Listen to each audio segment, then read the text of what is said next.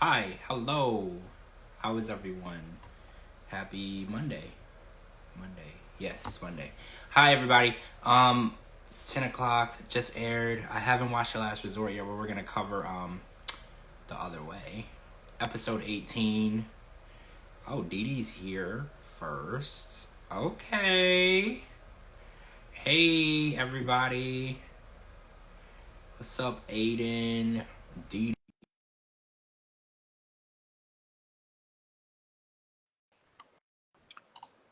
Let's see. I accepted you, Dee, twice. I don't know where you at. Where you at? Hey, Hi, how are you doing? I'm good. How are you? I'm doing good. So we're in episode 18 tonight. It's crazy. Yeah, Oh, there's Carl. I know. Yeah, we're 18 episodes, and next week's not the finale. I don't know how many we got. I think it's probably double though because it's only an hour instead of 2 hours. So we're probably looking at like 20 something Hey, episodes. Hey, how are you? good. How are you guys? Good. Doing So good. 18th episode tonight, right? I know. 500. This is the longest season ever. I know, and I feel like nothing is happening. Like, Holly and Wayne came back tonight, and for like less than 5 seconds, and Yeah. nothing in their storyline changed. Like, they could have cut that whole scene of Wayne going to work and leaving Holly at home, and her complaining that she's scared and lonely, because this was what she said before she left to go to South Africa, and I was just like, I really feel like this season is not bringing us anything, right? Like, do you feel like that? Like, we're not getting anything there, Yeah. especially Holly and Wayne's storyline. It could have just been completely cut out the whole season. We could have just done without the whole thing. Yeah. Yeah, I mean, I'm tired of seeing two high people on TV all the time. Yeah. I know, right? What the hell? It was, yeah, it's something. So, wait, so I want to talk about the wedding celebration for TJ and Kimberly, because we're 3 episodes worth of wedding. That was So it's their scene was also lame. Well, Like they yeah, had not, we saw the aftermath of their 20-hour celebration, and then apparently they stayed up all night, and then there's like all this stuff they had to do. and then she went Like, to bed. oh yeah, and then she went to bed, and then next week we do know that she's gonna wake up from that nap, and they're gonna let her in the kitchen. How do you guys feel the fact that she wasn't even allowed in the kitchen until she was married? I feel like that's so. Wait, how do you feel? I wouldn't want her in my kitchen. Nope. Heck no. But what if Nope. she just wanted to like go in there and make something to eat? Like, they were like, she's not allowed to step foot in the kitchen. Like, she wasn't even like part of the family. Like, they treated her like she was a stranger. They were like, she's not even allowed to step foot. That's kind of harsh, right? I feel like it was really harsh because I wake up sometimes at 3 in the morning and I go in the kitchen and I grab like a snack. Like, I couldn't imagine living in a house and I'm not allowed in the kitchen. Like, it's just, I'm not on that level yet. It's crazy to me. No. Yeah. No. She would not be. No. Yeah. Well, her parents left the day of the wedding, which I thought was interesting. I didn't think that they were going to leave so quickly. You know, like the day, literally, they got married at 4 a.m. and then that next afternoon, her parents were leaving to go back to the US. And it's almost like they were like, yeah, let's just head on out before she turns this into a more chaotic situation. Nope. Like, you know how when somebody starts a fire and then they quickly run before the fire spreads? Like, I felt like they were like, well, she's his problem now. So we're going to hop back on the plane and go back home so we don't have to deal with whatever BS she starts in these people's house. Because she was just like, I'm just nervous. She's like, I'm just nervous about how living with his family is going to be. And I was like, well, that's your fault. You made a really bad impression. You treated them like trash. And now your parents are leaving. Because she's like, I'm going to be all alone. I'm like, you should have thought about that when you were treating them the way that you were treating them. You made them feel that you had no respect for them. And now your family's hopping back on the plane and leaving you. And now it's just you and them. And you're outnumbered, you know. But she didn't think about that when she was yelling at them and being disrespectful and calling her brother or calling Yosh all types of names and being like completely irresponsible with her words. I like to call it speaking recklessly. She's speaking really recklessly to the family, and now I feel like it's only the family's duty to treat her the way that she treated them, right? I feel like that's what they should do. Like, they shouldn't go out of their way to be accommodating to somebody who wouldn't go out of their way to be respectful, right? Yeah. Exactly. I do like how he waited till after they were married to tell her, but also waited until she was too tired to understand English. Yeah, yeah. He was like, oh yeah, well, you need to go in the kitchen and cook, and then you need to find the ring, and she was just like, just leave me alone so I can sleep. And that's a good way to get the bad news out, because she had no fight in her. She had nothing left. Like, she was literally running on film. So whatever he said to her, she was just gonna roll over and go back to sleep. He's smart, you know, because if he would have caught her rejuvenated in the morning and told her that, she would have snapped. But he got her at the right time, so she's gonna wake up thinking everything is fine, and she's gonna have to go now. I guess she has to cook something sweet, and then they're gonna hide the ring. I wouldn't eat anything she cooks. So, well, can she cook? Can she cook? I know. I wouldn't even drink anything that she fixed to drink. I mean, not even a glass of water out the faucet. I wouldn't drink it. I know that she can cook because she posts her cooking videos on Instagram all the time. So she can cook. Okay. Yeah, but I wouldn't eat anything that she cooks. I wouldn't trust her. Well, it's weird because when we watched Submit's mom, when she was dealing with Jenny, she would come over and try to teach Jenny, like, how to cook, how to clean. It's like their mom is just going to let her go in the kitchen and try to figure it out. And I was like, I feel like the mom should, like, be in there, and the sister should be in there and try to guide her, because she doesn't really know what's going on. They basically let her live her life and do what she wanted. And now that she's married, they want her to wake up and be an Indian wife overnight. And I feel like that's going to take time. And, you know, especially dealing with her, it's going to take a decade at least, because how can you convince somebody like that to do something for someone else, right? Like, how can you convince Kimberly to do something that doesn't please Kimberly? Like, that would take a whole decade in itself. Like, they should have started in 2010 working on getting her to be an Indian wife. Like, I feel like it's never going to happen. Well, we know it's never going to happen because we know where she's at. We know that she's not there. She's not cooking for nobody. She's not being a live-in maid, you know, because that's basically what the situation is. She has to be there to cook, clean, and take care of the men of the house. And we've met her. We know that. I couldn't use garlic. Well, right. That's probably why she left TJ, because she couldn't cook with garlic. Yes. Well, that and she probably couldn't cook and be a servant to his family.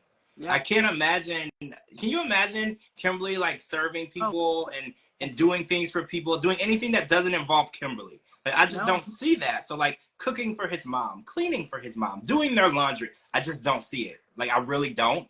And the fact that he thought that she was going to be able to do that, shame on TJ, right? Like, shame on TJ. He should know who you're getting in bed with, and he should have known that Kimberly was never going to adapt and adjust to that lifestyle, because he's met her. We met her on the show. Like, we can see within 10 minutes of knowing her, you can tell she's not a selfless person. Everything is about her. Every actions that she take are about her. It's going to benefit her in some way. And being an Indian wife, you have to be a selfless person. Your life becomes part of the family. Everyone in that house, you're taking care of. And I don't think that she's capable of being that type of human being. Like, I don't think that she would ever dedicate her life to other people. No. Also, can we take a minute to be pissed off about the fact that they showed us like 8 episodes ago that she's going to have this screaming tantrum, and we have yet to see it? Yeah. I We're was still not waiting. gonna see it next week neither. It didn't even show us anything about that scream. I know. I feel like this season isn't going to end until December 2025. This is the longest. It is. I feel like nothing. Well, okay, so I'm going to be 100% honest with you. When this episode went off, I, like, was going over it in my head what I was going to talk about. And I was like, I don't feel like I have anything to talk about. I feel like the whole episode was a complete waste of time. Literally nothing happened on the whole episode. I was like, what a waste of 40 minutes, right? Like, they could have easily cut everything in this episode out and just move forward, right? I agree. I don't know. I feel like this season, I know they cut it down from 2 hours to 1 hour, but I still feel like there's still just a bunch of BS footage that they just didn't have anything. They didn't have anything to work with. And I'm wondering, when is it going to end? Because I was hoping tonight Don't judge me, but I was hoping tonight when it ended, they were gonna say next week on the finale. Right? Me That's too. I was really hoping. I was like, maybe it's over. Maybe we can close this chapter and We move still on. got quite a bit of stuff to see, so we know the finale's not Like, anytime. It's not even next Literally, we have been suffering through this season already for 18 weeks. 18. You're right. You're right. And then That's there's a horrible. tell-all, so that's 2 more weeks. Then there's probably at least 2 or 3 more episodes. We're talking like another 6 weeks. Yeah. Of torture. Yeah. Of Danielle and Johan and Yeah. Mary and what's his name? Brandon. Like we're being tortured, and I'm trying to figure out what we did to deserve it. Because I don't feel like I wronged anyone specifically. Season, honestly. I mean, this is the worst. I think this is the worst season so far. Yeah. Yeah, tonight was like really boring. I mean, there was nothing really to even get excited about. So Nope. It's funny because the other way used to be my favorite. Yeah, exactly. We're still waiting on Johan taking the dog. Okay, so let's talk about this $40, right? So Danielle. We all know how I feel about Danielle already, yes.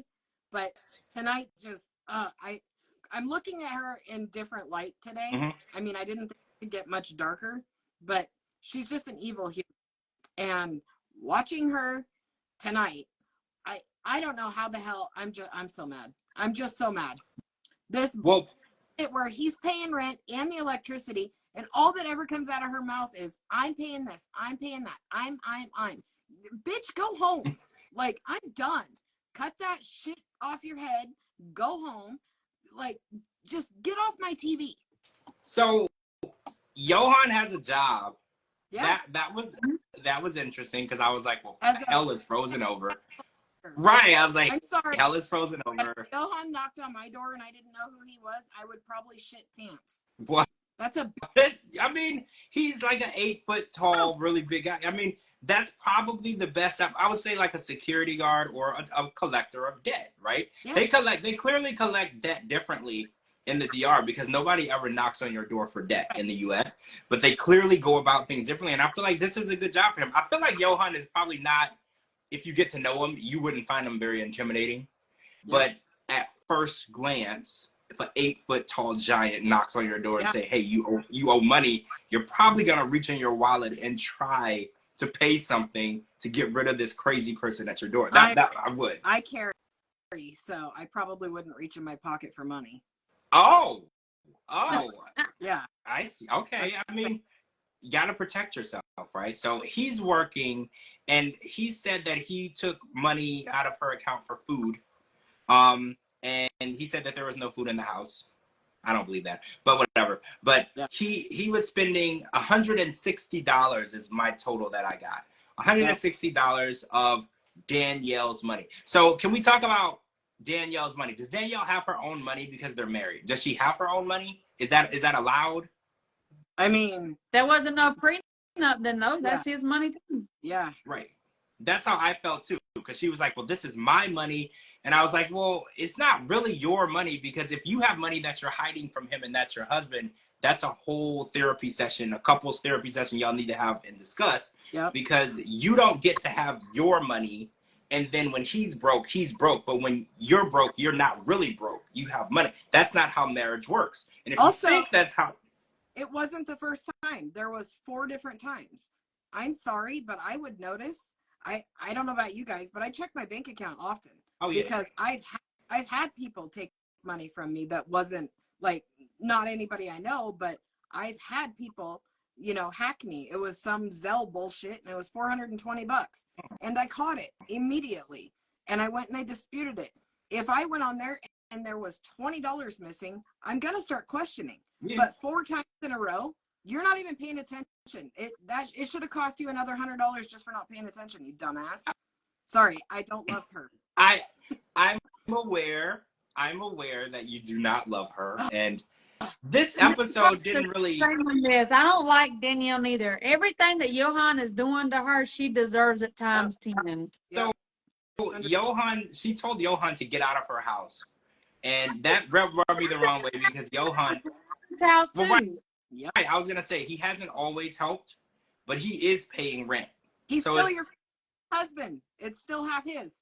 Well, right. She's like, well, I'm sick of you. Get out of my house. I don't want you here. You need to find a new wife. And I'm thinking, like, Oh yeah, Mark. A lot of people don't like her. I don't know if you guys were aware of the situation going on Instagram. There's like a Scott Danielle situation going on Instagram where, all right, so let's just real quick before we get too off topic. So Danielle and Jen and Gabe went to Pride Week here in Orlando like a week ago, right? Like a week. And Jen invited Scott. Okay.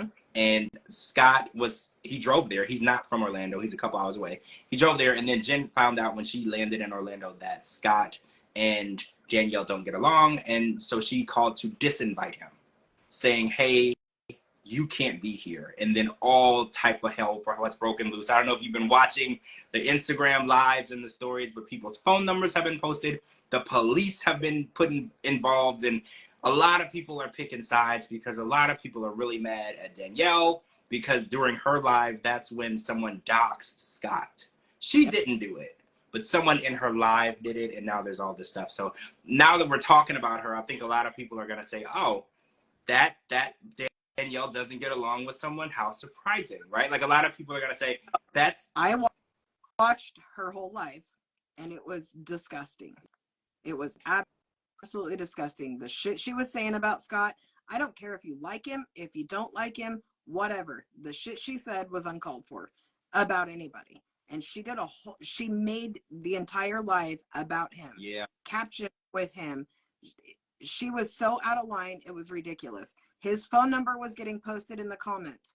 That is ridiculous. She set it up. Yeah. She set all of it up. So anything she gets, that girl's got it coming to her. Well, I didn't see the live, but I've seen parts of it, and she made some pretty extreme allegations about him, which he has said are not even true. So I know that there's legal stuff going on.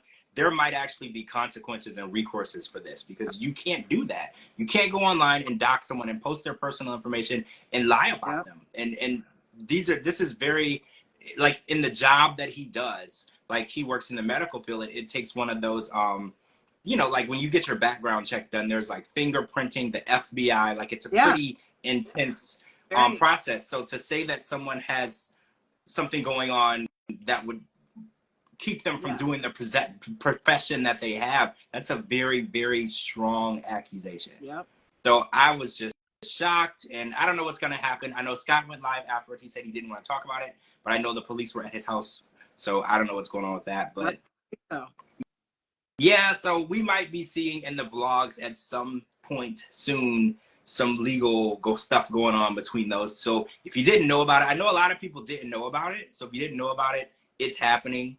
I didn't know about it till today, but oh man, it's going on. There's like a lot of drama, and it's funny because none of the drama is from what's going on the show right now. Like it's all literally right. It's all like Danielle weren't even on the same show, let alone the same seasons.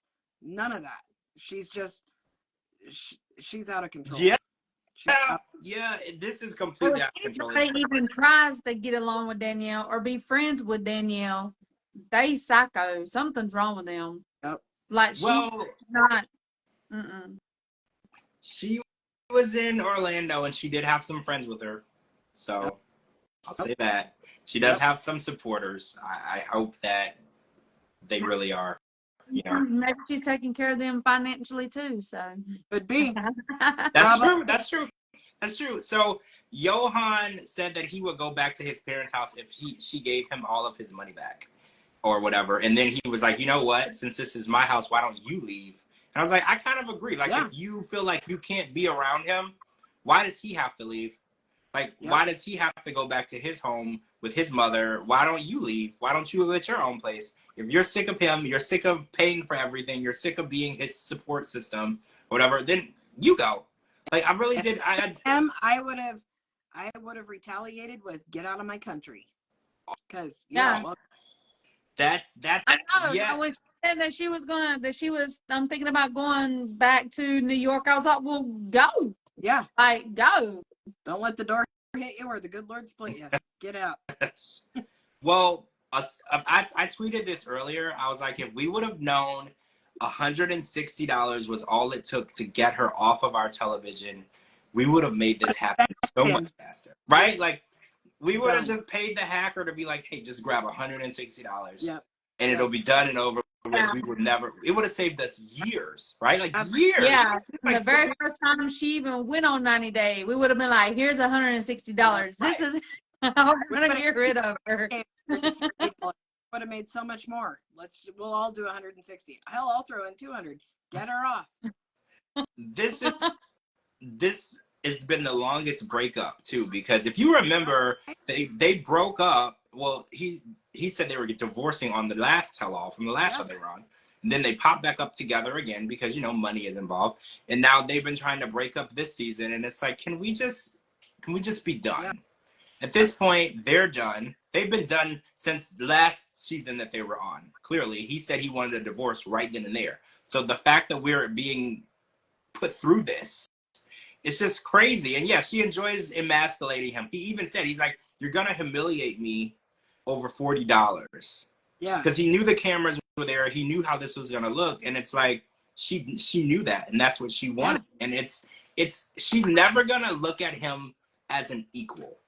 And I think that's why. $40 for food, for crying out loud. If that's what he did, then so be it. So what if he wanted to get fast food? I don't know what they have over there. Let's say he got fast food. Let's say he spent the whole $40 on fast food. He wasn't getting a hooker. He wasn't getting a stripper. He wasn't none of that shit. He was just eating while you were gone at your stupid bullshit retreat.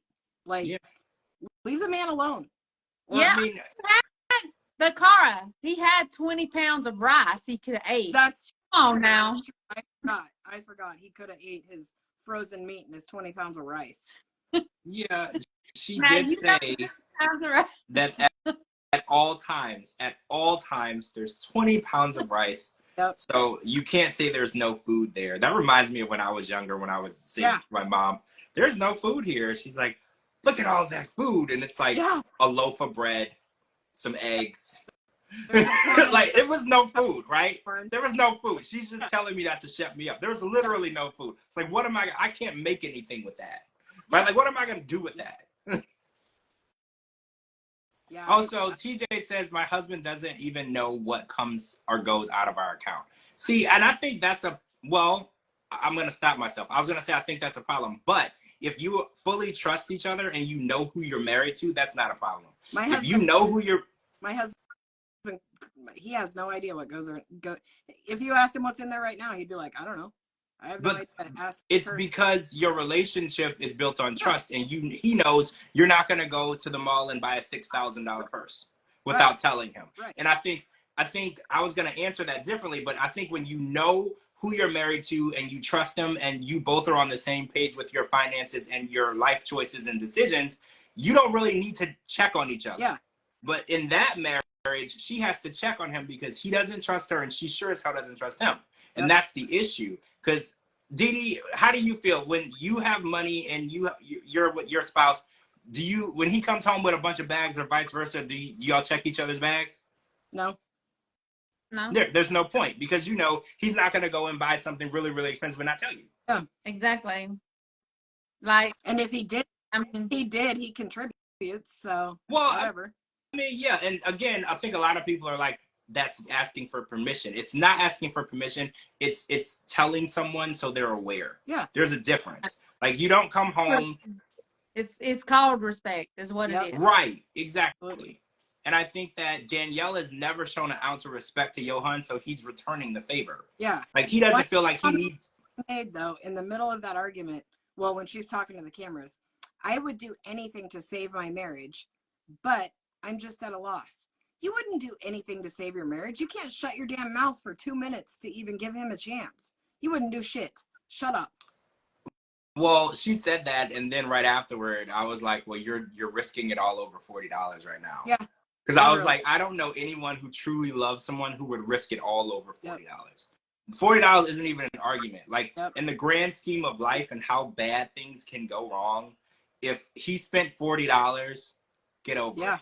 Like, honestly, that's not even like, I probably spend more on coffee. Yep. Like, that's crazy to me that she was willing to throw away everything. Yep. Because she's like, well, it's not about the money. He lied to me. Yep. And I was like, you know, you lied to him when you said y'all were going to move to New York and he was going to get a green card and go to America. It's like, so y'all are doing the same things to each other, but your consequences, you want yours to be harsher than what he can hold you to. And it's like, he doesn't have to ask you for permission. If he's out at work and you're out of town and he's working and he's hungry, he doesn't have to ask you permission to use money out of, I don't know, your account. But you're married. Yep. He doesn't have to ask you permission. And if you actually trusted each other and respected each other, she doesn't respect him. She looks at him as a child. And a child would need to ask for permission to do something. And that's how she treats him. She's like, well, you're this child. And if I say you could do it, you could do it. And if I say you can't, you can't. That is not a marriage. Yep. I agree. I can't wait for him to be able to get away from this. And take the dog. And take the dog. And her. Let that dog be safe.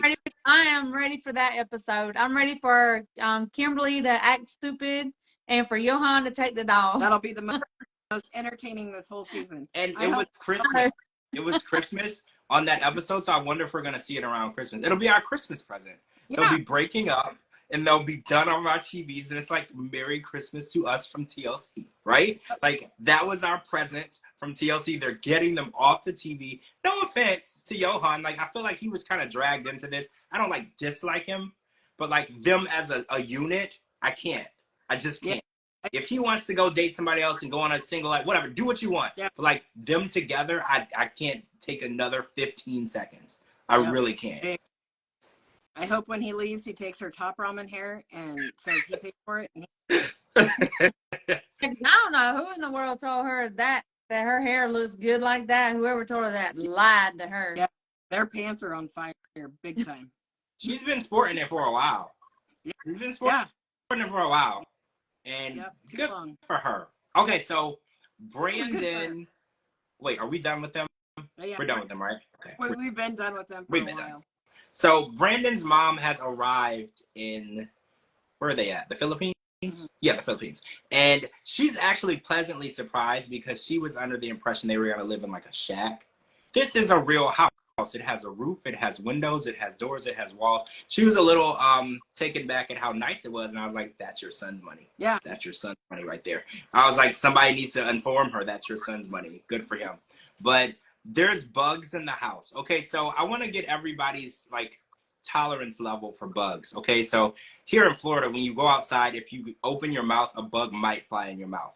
So like my tolerance level for bugs is like 0. So like when I go outside, I normally do like this, and I like just they're just everywhere. And then there's like lizards everywhere, and there's frogs, and then when it rains, there's like bugs I can't identify. My tolerance level is 0. So like, how do you feel about his mom's reaction to the bugs? Was that normal? Really dramatic. If I see any bug, whatever. A spider, different story. I'm out if it's a spider. Only 2 things in the world I've ever been scared of. That's my mama and spiders. Really? See, I really, really hate spiders. Like, so if I think that there's a spider, hey, Miss Presidente, if there's a spider anywhere, like, okay, I'm gonna tell y'all this story back when I was younger. So I grew up in Louisiana, and we had really big bugs, right? Like, so I don't know if like y'all know what a cockroach is, but like in Louisiana, a cockroach was like this big and it could fly. Oh shit. Okay. Yeah. So it was so, yes. So I remember, I was in my bed sleeping and I felt something crawling on me, and it was dark. So to make it worse, and I jump up, I turn on the light, I move the blanket, and there's like this massive spider. So then I couldn't sleep in that bed for like weeks because I was just terrified that there was going to be another spider crawling on me. So when you said that, I was like, you know what?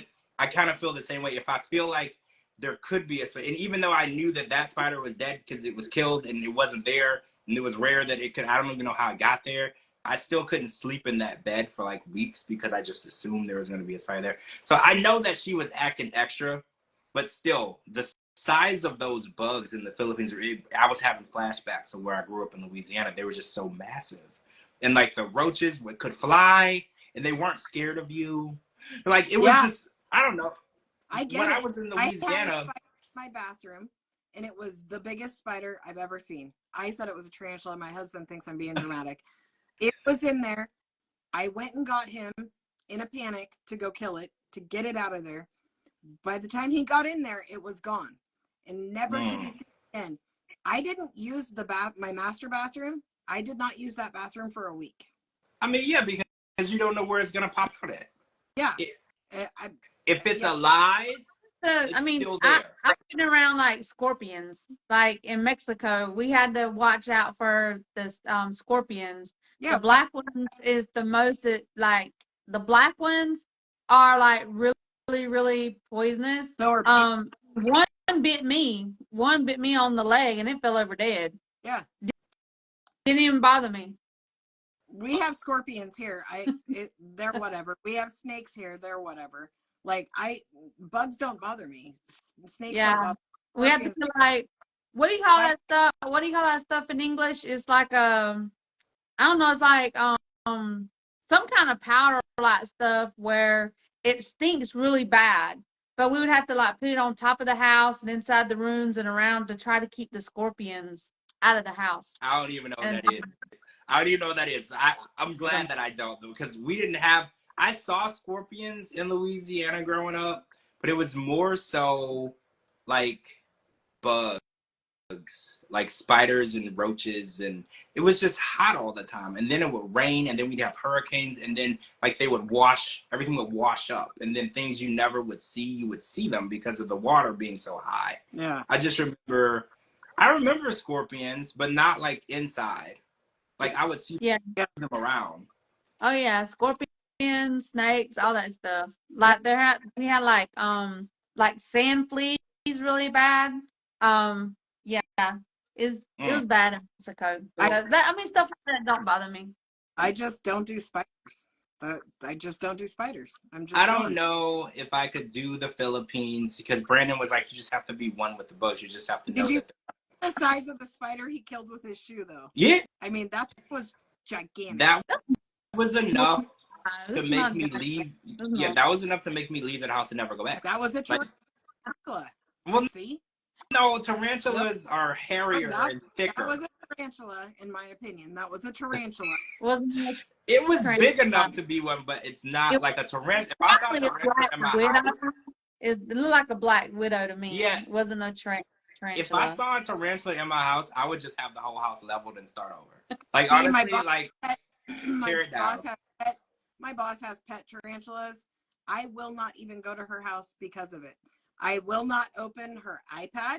If she needs me to post something for her, I will not. I'm just like, nope, her screensaver is her freaking spiders. Every time I turn around, she's got her spiders. It stresses me out. Why? What is an infatuation with that? She loves them. She says they're so cute. Are they? They are not. Absolutely. They are not. Yeah, They are. They bite you anyway. When they bite you, depending on what kind bite you, you can get sick. Nope. I can't. I'm good. So we found that Mary was under the impression that she did attempt to hug Brandon's mom when she got there. She was standing there with her arms crossed the whole time. Yeah.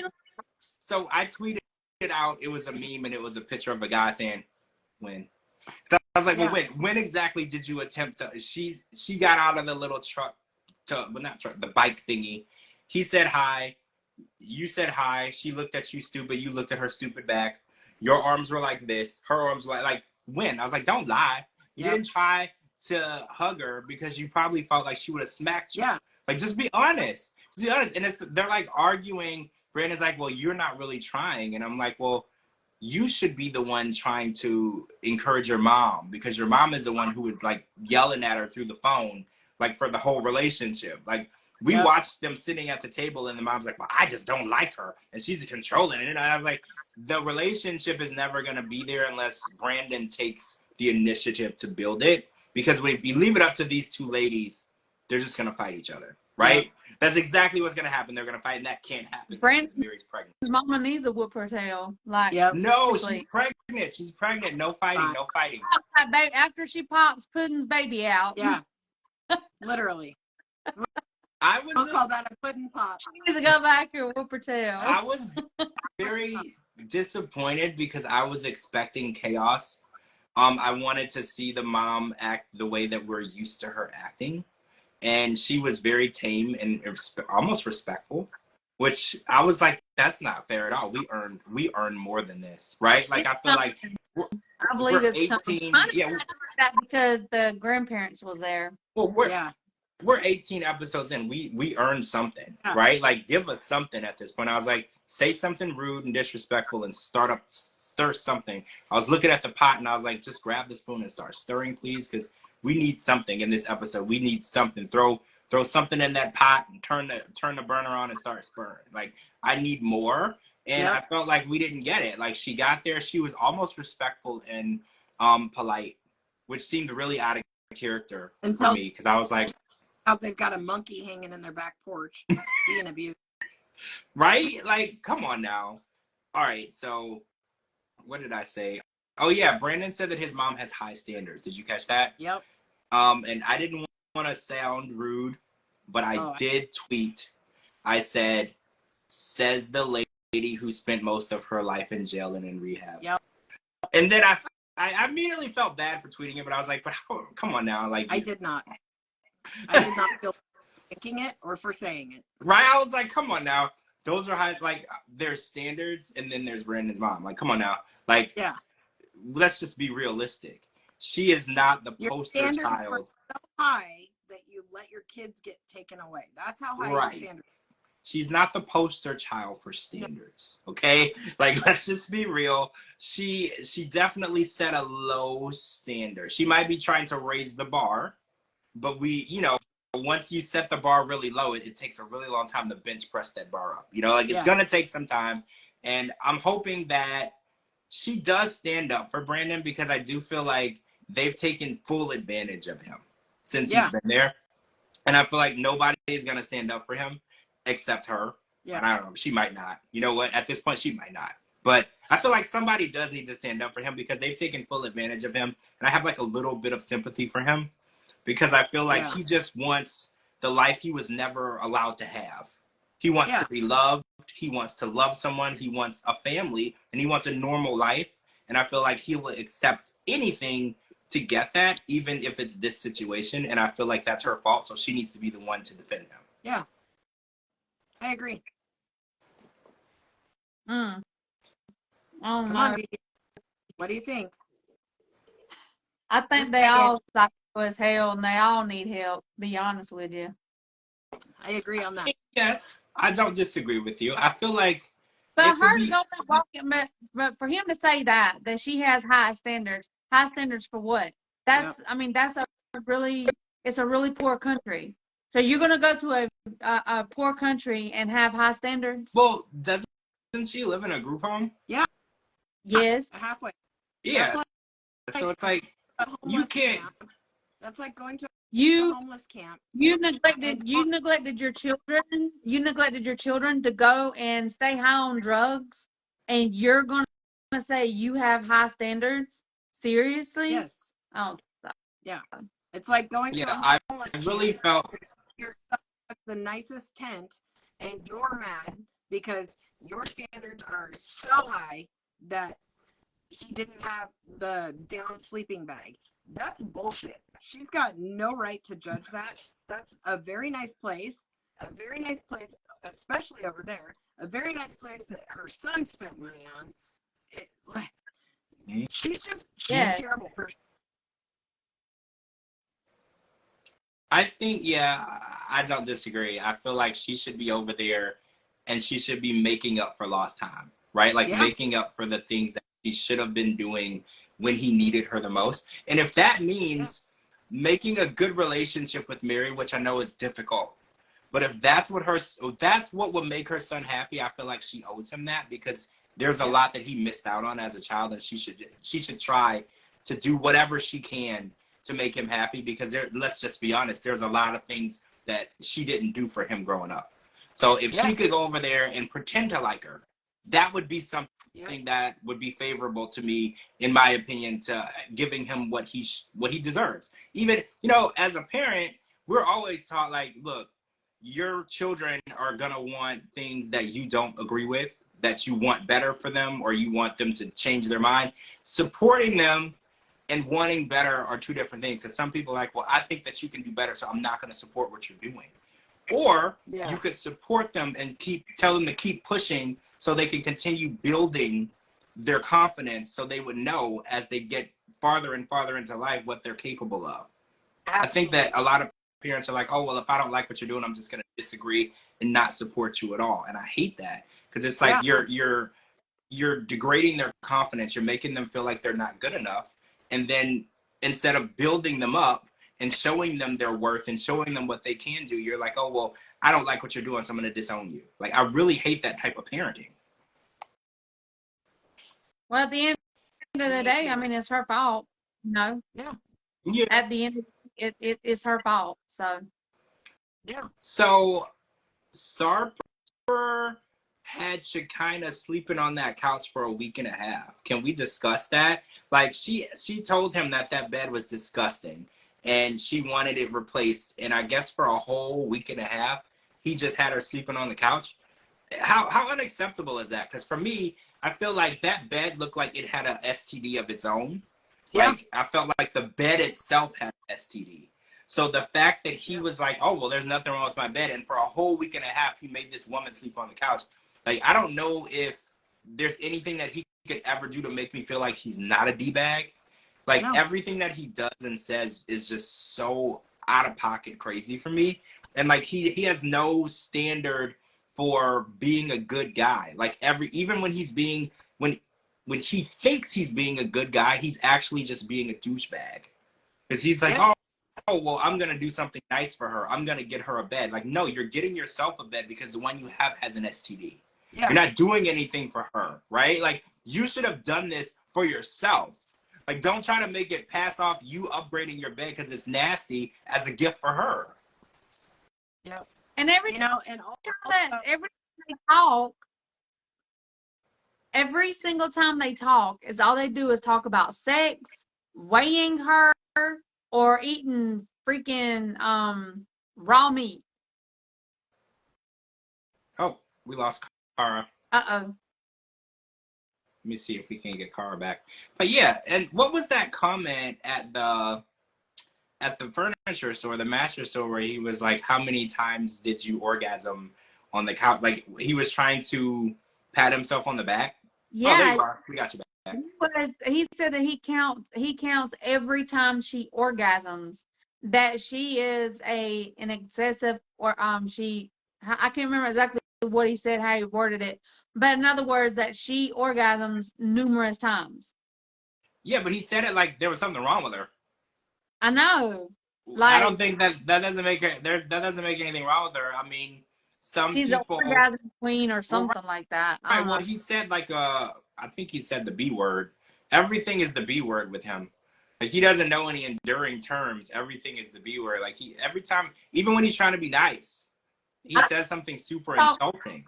I thought if a man made the woman happy, I mean, I thought that's a good thing. Well, right. I mean, most women will tell you they wish, right? They wish that they know what that's like. So if that's happening and he's like making it seem like she's a problem or whatever, and I'm like, it's hard to read this guy. But so Shekinah's sister left. Dang, we lost Cara again. Cara, rejoin. Send me a request. So her sister left, and she still feels the exact same way that she did when she got there. She feels like he's not a good guy, and I think that she's not off base. But Shekinah said that she's worried that her sister's going to go back to the States and tell her family and her daughter who Sarper really is. And I think, why not? Why wouldn't they? Right? It'd be the truth. I mean, he's a douchebag. She knows he's a douchebag. Oh, Cara's back. She knows he's a douchebag, and she's making excuses for him. And I feel like as long as she is willing to make excuses for him and his behavior, she's always going to end up in these type of relationships and situations. It's always going to be the same thing. Oh, there you are. What? I'm having some weather here. Oh, that's what it is. I was like, where did you go? I'm having some weather. So we're talking about Sarper and Shekinah, and we're talking about this bed situation. So I want to get your opinion. He made Shekinah sleep on the couch for a week and a half before he went and bought another bed. Like, what is your opinion on that? Because I feel like the bed should have been replaced before she got there. Yeah, I think the couch has an STD too. Yes, I agree with you. That just thinking about it, like it's just the whole apartment has got diseases. The one thing, they're so, I guess the word would be superficial. First thing she thinks of when they walk into this bed store is, are there any colors you don't like? I'm sorry, the last time I bought a new bed, I didn't give a shit what color it was. I needed to know if it was comfortable. Yeah, I agree. Doesn't the color, really matter. Yeah, you're right. The color, you just buy the blankets and the sheets to go with the color that you want. The mattress itself and the what's holding it, that's really important. Yeah. And I need my bed to be really high off the ground. Me too.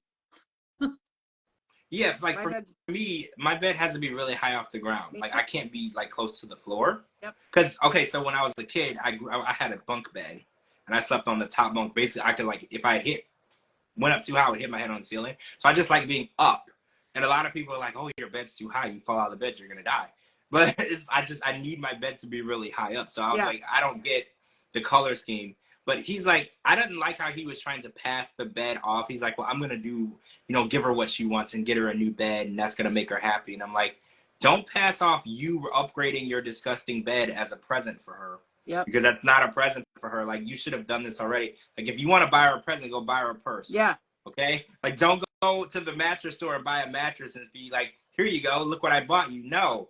You have a woman, a mother, the person that you say you want to marry, sleeping on a couch. Yeah. And then you're going to try and play it off like you bought her a mattress as a present. You buy her a mattress because that's the right thing to do as a good guy. But he wouldn't know the difference because every time he even discusses being any type of guy, he's a shitty guy. He's a shitty guy, right? Yeah. But he doesn't have any manners whatsoever. Every time he opens his mouth, it gets worse and worse. And it's hard for me because I want to give Shekinah the benefit of the doubt that there's a real human being in there somewhere with feelings. So tonight she said something that was like, bingo, there it is. This girl doesn't know what not being in a toxic relationship is. She said her sister was going to go back and tell the family that I'm in yet another toxic relationship, which means all of them have been toxic. So she doesn't know what a healthy relationship is. She has no idea. It has to be that. Because the way that first of all, when he said to her, I've been with 2,500 women, that was when she would have blocked him out of her phone. Any normal person who doesn't want to be with a toxic person would have said, oh, well, we're never going to talk again because you're disgusting. I would get a new phone because I would be afraid my phone had an STD. Right, you can catch the STD through the phone. You would have to literally replace everything, right? Yes. And the fact that she doesn't catch any of the red flags. Would that be called hearing aids? Oh, hearing aids. I like that. I love that. She's in a toxic relationship. She knows there's like every time he opens his mouth, there's red flags flying everywhere. So, I mean, he's so full of BS that every time he opens his mouth, it just falls out. So my question is, does she enjoy toxic relationships? Yeah. Apparently so. Do you think deep down she likes being mistreated? She likes being in these type of relationships? Yeah, because that's all she knows. She's so worried about him making this damn social media post that she's losing sleep over it. Like, who gives a shit about social media? I'm embarrassed to be with somebody like that, to be honest with you. I mean, you can't even walk out your apartment without the next door neighbor knowing, not knowing that your next door neighbor was with your man or not. Yeah. You can't walk down the street. I mean, who knows? He might have 2,500 children out there. Yep. I mean, it's no, that's just disgusting. Yeah. No. And then he posts the picture, and she wants him to post the picture the sister took. So he posts the picture to appease her, and it's not even the picture the sister took. Well, no, he doesn't. He's very weird. Yeah. And what else pissed me off even more was her trying to praise him for posting the picture that she had to remind him to post after he lied. Yeah. That rubbed me the wrong way too, because she's like, this just shows that he's keeping his word and he really is a good guy. And I'm like, keeping your word and being a good guy would mean he would have posted it right when your sister took it and handed him the phone back. You're confused. A good guy would have did exactly what he said he was going to do, exactly when he said he was going to do it. And not say he forgot. That man didn't forget. Forget how. I guarantee you he was on his phone the whole time after they left that restaurant, when he went home, when they got back, when he woke up the next day. All the time in the world to post a picture. He just didn't want to post it. He wanted to get out of it, just like he's gotten out of it this whole time. He's hiding something. Absolutely. Either he was married to someone, he still is married to someone. There's somebody who hates him. You know, like there's somebody who wants to destroy. 2,500 children he got. Right.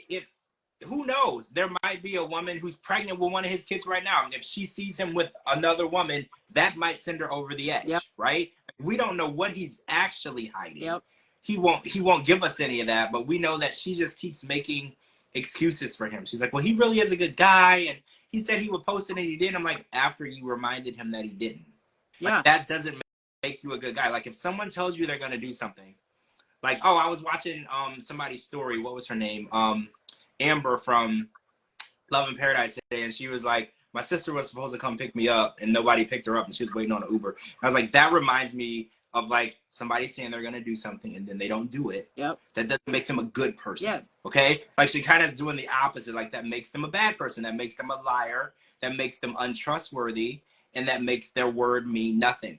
And she was like, oh, well, he said he was going to post it and he did. I'm like, well, you had to pressure him, confront him. And this was like the third or fourth conversation about it. Then he finally did it. And now you want to be like, oh, I knew he was a good guy. I knew he would do it. And it's like, I think you nailed it. I think the definition of a good relationship, a healthy relationship, she's never experienced.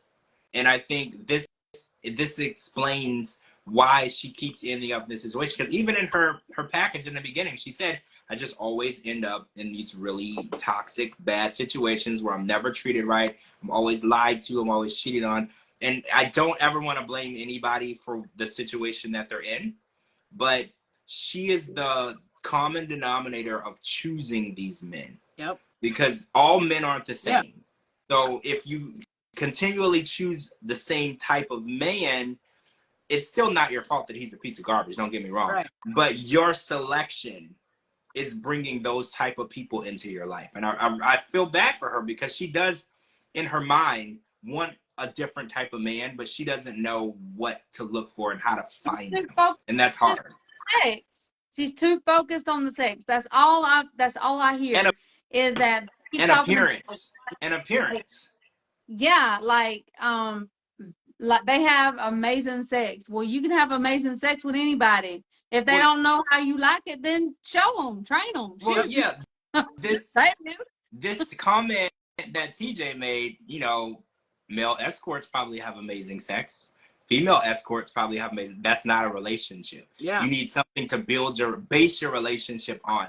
Like, if good sex is a part of what she's looking for the sex part first, and then the personality and character traits are coming last. And that's the issue. You know, and I'm not saying that there aren't people who are good at sex who aren't good people, or vice versa. You just have to look for good character traits first. You know, don't go for the person who looks the best in the pictures or looks the best with their shirt off and then say, let's build something from there. You know, because it's the shallow selection for her. Like, she's always looking for a certain look, a certain demeanor, a certain persona. And, you know, for her, douchebags are her type. You know? So it is what it is. And it's like, I don't like to blame people for their situation, but her selection of men, because it's been her whole life, right? Her selection of men have always fell into one category, douchebag. So it's like, I have to put some blame on her selection, because it's like the only common denominator in this whole thing, because these are different men, probably from different states, different parts of the world, different ages, maybe different nationalities. They have one thing in common, but in order for you to know what they have in common, you'd have to be looking for that. Okay, but also another thing I want to address is we see it coming up that he's going to ask her about having another kid. You're already pissed off that she's 4 pounds over what you want her to be, and you want to put a baby in that? Well, can we just say, like, what makes him qualified to be like a dad? None. Like, nothing. Nothing. You would Nothing at all. if you got a plastic doll, that is what he's gonna want his child to look like. Plain and simple. well, he's gonna limit how much milk it can have when it's a baby. He's gonna limit what it can wear and how much it weighs. Like, the idea of him bringing a child into the world and then like raising it gives me anxiety. Yeah, like, I'm terrified because the way that he treats Shekinah, and probably all women in general, it's just terrifying to think that a child could be subjected to that, because the child can't help itself. Right? The child can't speak up for itself. It can't say, hey, I don't want to listen to you.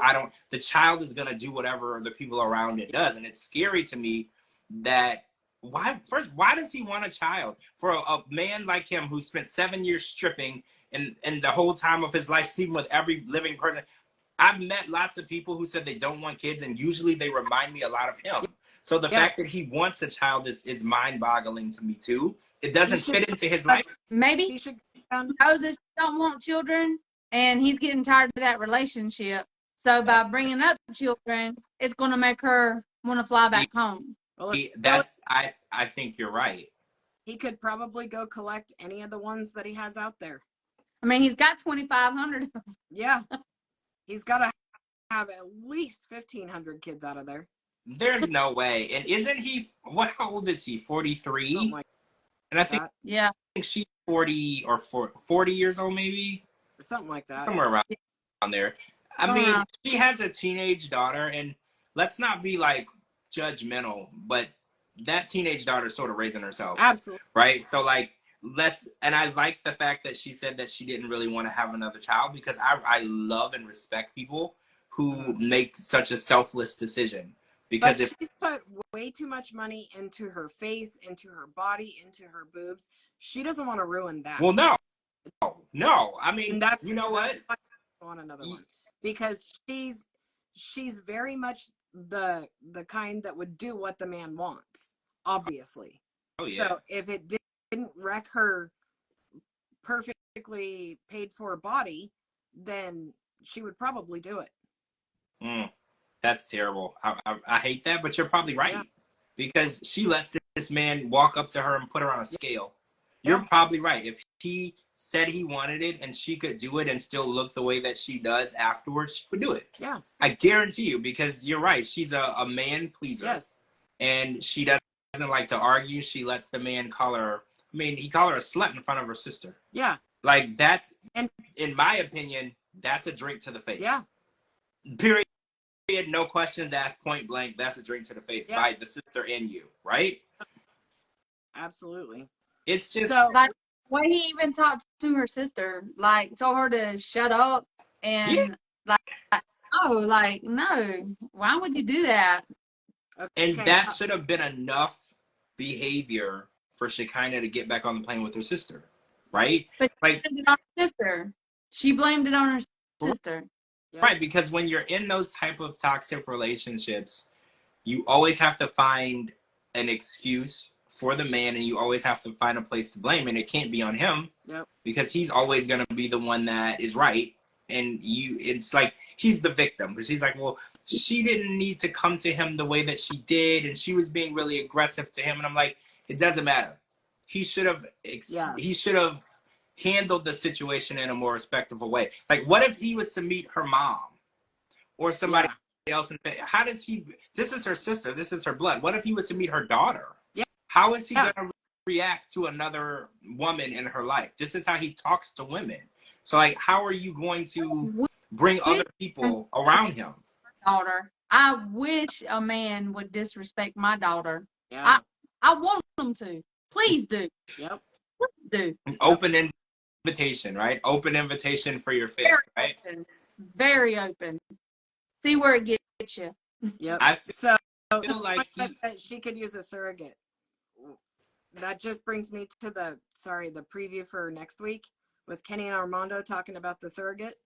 And I'm just dumbfounded, because I feel like that would actually happen when she starts crying and says, but it's a baby. That's kind of what we were all talking about a couple of weeks ago. Yeah. That would be so freaking hard, but that made me so sad. Like, if it's not something that's common over there, they're gonna have a really hard time finding someone that can just let a baby go. Yeah, because you're gonna tote a baby for 9 months and then just hand that baby, even though you know biologically that baby, well, biologically it would be her baby as well because it'd be her age, right? Yeah. But like, how could you have a baby and then just be like, here, take the baby? No way. There's no possible. I don't know. Because amount of money in the world that I'd do it for. I couldn't just hand over a baby, especially a baby I carried with my eggs. No way. Well, a lot of women say that they start feeling a bond with the baby within like the first couple weeks. Instantly. And you can feel it, and then because I know a lot of times when women miscarry, it's such an emotional experience because a lot of times people are like, oh well, you never met the baby. She did. Yep. There was an emotional bond right away, and men will never understand it, or women who've never been pregnant, they won't understand what that's like because women have said, oh no, I felt it. I could feel when, like some women have said they could feel the moment they became pregnant. I knew. Like they wake up one day. Long before I got my test. Right. They said, that's what they say. They say they wake up and they just know because it's your body, and you'll never understand what that's like if you're not a woman, if you've never been through it. It's like they wake up, they don't have to take that. They say, I feel weird, I'm gonna go get a test. They already know. Yeah. So it's like that bond is strong. And then seeing the baby, having it, because the process of labor is also very personal between the mother and the child. Because when the baby is born, they take the baby, they put it on your chest, and it's skin to skin contact, and like it's just, I don't know. That's why so many women suffer from postpartum depression. Because once you have that baby, it is so sad to not have that, to not have it. I mean, you still have the baby, but to not have that emotional, I can't say emotional, just to not have it inside of you anymore. Well, yeah. It's so that physical connection, right? Yeah. I mean, the difference is you get to look at the beautiful baby and you get to hold it and love it and hear it and talk to it and all of that stuff. But it's just so different once it comes out. It's like that postpartum depression is very, very real and very, very hard. So if you go through postpartum depression and have to give the baby away, that's a terrifying thing. Yeah. I mean, hats off. Like, I have a lot of respect for women that do that because a lot of women can't have children. Yep. And like, you're right. High respect for them. Yep. But me personally, I couldn't do it. I couldn't either. Yeah, it's selfless, and it reminds me of when I was a kid and I had a puppy. And then I remember I got the puppy, and then like I couldn't imagine anybody taking my puppy. And I know that's stupid, but I'm a man. I'm never gonna understand what it's like for a woman. I'll never get it. Men will never. We can try to act like we know. We don't know. We know shit. Like, but the closest for me is like I remember holding that little tiny baby chihuahua, and I was just like, oh my God, this is the most cutest thing I've ever seen. And if somebody was to say, okay, now give it to me, I'm giving it to these people now, I would flip out, right? That's basically what that's like. It's horrible. I just couldn't do it. So I'm excited to see what happens with Kenny and Armando next week. I want to know if they're in Mexico City and what's going on with the baby. I know they were just on a cruise. Yeah. She looked really fun, but it probably wouldn't have been time for the baby to be born yet. So if the baby was in the process, this would probably be their last little trip before the baby. So good for them, fingers crossed, if that's what's going on. Because I saw them on the cruise, and I was like, oh, this would be really nice. The last little thing they can do before the baby and the chaos that the baby is going to bring. Because I don't think they're ready. I don't think they're ready for the chaos, because when Hannah was a baby, Kenny wasn't in the picture yet. Yeah. So they didn't do it together. They did it individually, but not together. So I feel like it's going to be an adjustment for them because they've never raised like an actual baby together. So I think it's going to be different. Yep. All right. So I think we covered it all, right? We covered it all. So we're going to wrap this one up tomorrow. Oh, The Last Resort finale aired tonight, which I need to watch still. I didn't watch it yet. So we're going to talk about The Last Resort tomorrow night. And I don't know if you guys saw, but Kim and Riley and Tyree Jamal and Tyree and Liz were all out on the town in San Diego. Yeah. I don't know what this means. Okay, I don't know what this means. So yeah, we're gonna find out really soon. So did y'all see what's on social media about Ed being accused of sexual assault? I did no, not see that. Send it to me, please, because we need to talk about that tomorrow night. Well, I'll send it to you. Yeah, send it to me, because that definitely, we need to talk about that tomorrow night when we're talking about The Last Resort. Yeah. Okay, guys, so we're going to wrap this up. Thanks for joining us tonight. Make sure you're following both of my co-hosts, Cara and Dee Dee. They're tagged in this video. Join us tomorrow night where we're talking about the finale of The Last Resort. And follow me on all social media platforms at George Mossey, GeorgeMossey.com. Anywhere you get your podcast, type in The George Mossey Show. Thank you for joining us tonight. We'll see you all tomorrow night. See you tomorrow. Good night. Bye.